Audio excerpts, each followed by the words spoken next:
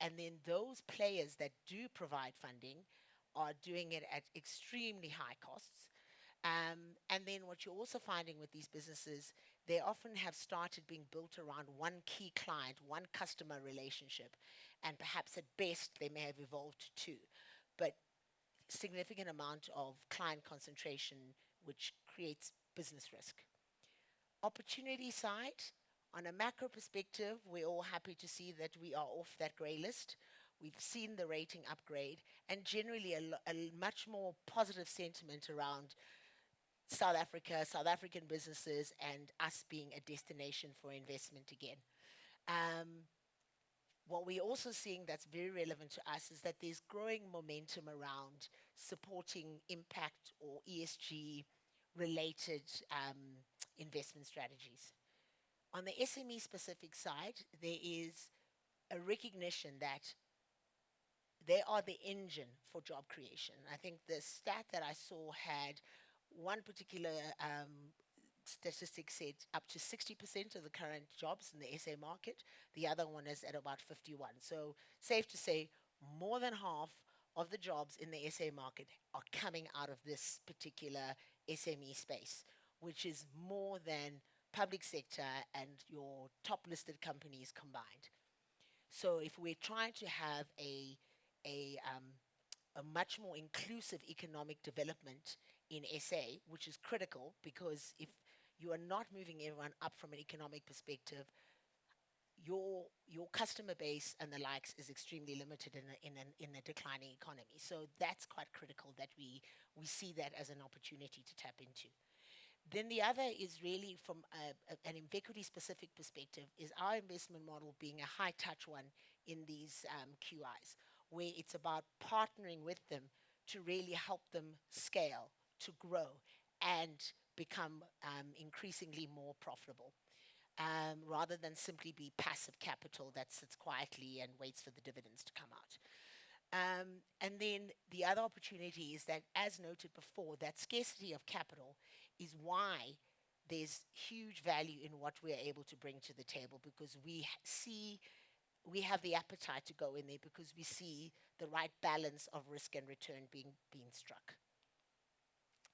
So how we deliver measurable impact and capital returns, as we've mentioned before, economic transformation, jobs, economic inclusion through the targeting of the right sectors, and then enhancing the governance level within these organizations, helping them set up ESG tracking capabilities, guiding them around that journey. And that's something that's really new to in terms of the rolling out. So our QIs are going to see that coming through in a much more meaningful way because we're always talking about measurable impact. So you've got to be able to track it in order to be able to measure that actually it is happening rather than just anecdotal evidence. So, at a glance, some numbers, because numbers tell a story in a very honest way. Where are we when we're looking at our current portfolio? HDIs, 136 employed, of which 113 are women. Generally, within the value chains of these businesses, you're seeing 21% female participation, reasonably narrow gender pay gap. I've seen a lot worse, particularly in the listed sector. It's quite terrifying. So much so that many of them try not to report on that. And then permanent job creation, which is really quite critical, and then more inclusive procurement figures. And we really want to start to track this and hopefully show much more continuing improvement in these metrics. So what are we doing and how are we doing it? In essence, I would like to recognize the fact that you sitting here as our corporate clients, you get up every day tirelessly thinking about how to grow your business, and alongside that, improve your BE scorecard because it is tied to helping you grow your business and be compliant, right? And we're saying we understand that and we're here to help because in our seeking to help in impact investing terms, we see ourselves as effectively your gym partner, where we're doing the heavy lifting and you are going to get the credit on your scorecards. That's how we see this relationship. So how are we looking to do that? We see it through four key pillars. The one that you're most familiar with already, which is your classic equity equivalent type of B fund solution. So where part of your value of your business has been invested into a fund, and then on an annual basis, you're committing that capital to then be invested into qualifying investments. And that immediately gives you the ownership score enhancement, right? But that's just one, granted, an important part of your scorecard, but it's one of those. And so that solution continues to be core to what we bring to the table. But the second pillar is the really exciting one, which I see as almost a double enhancement solution, where we're calling it the business strategy solution, where some of you as corporates are already earmarking certain strategic action, where there might be an entity, a company within your value chain, be it upstream or downstream, where you've already taken a strategic decision that you need to go and control your supply chain by being a shareholder in that entity, or control your distribution channel by being a participant. And so the decision around there's going to be capital that needs to be spent there is one that you've already kind of come to terms with that reality. But now, instead of just simply going and spending that capital, through this business strategy structuring solution, you are able to roll it into a fund structure that immediately allows you to enhance your BEE scorecard. So you're getting double bang for buck, as it were. And you are also are creating another vehicle through which your enterprise supply development capital can be channeled, which then enhances the long-term or even medium-term returns of that portfolio company. So you're getting the scorecard benefit. You are likely to see a capital return enhancement in that investment, and it was expenditure that you were effectively contemplating having to make in the first place.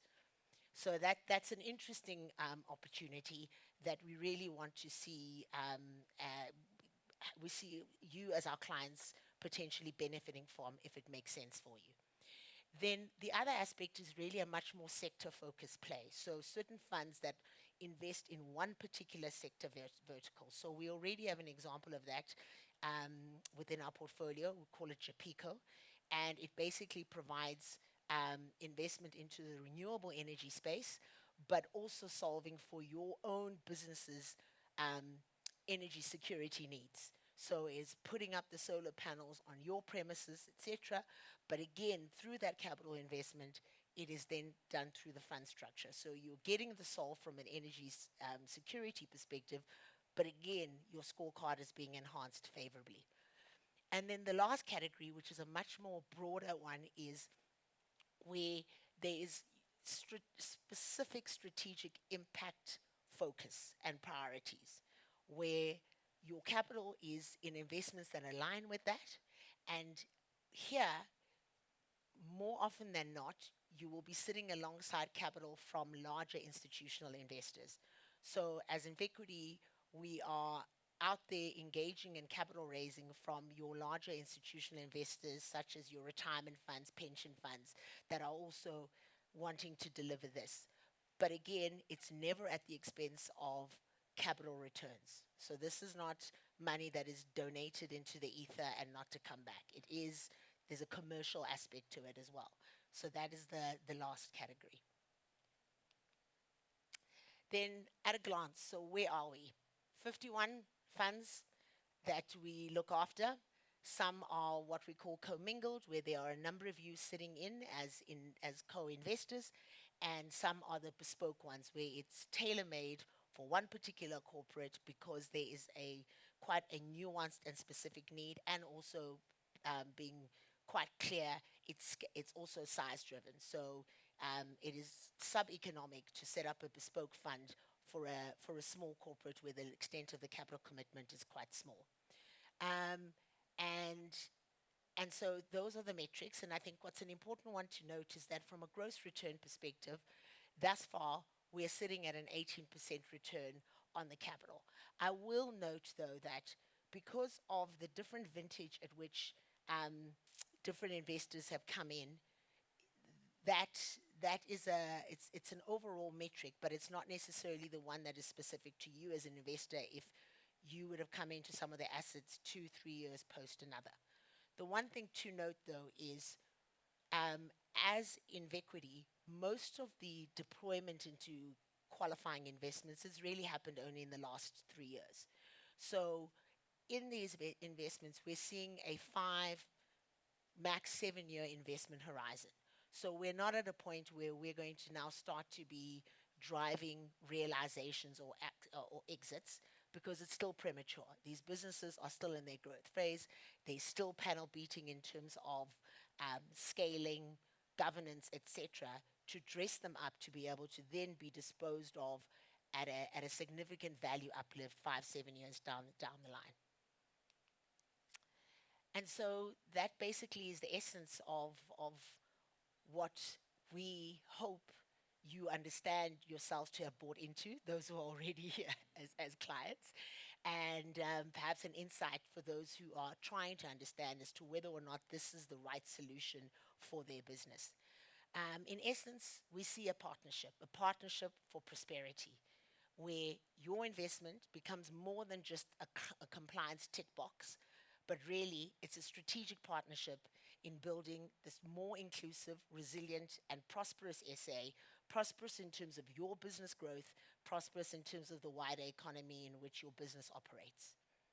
So let me end there. Thank you. Thank you for your time.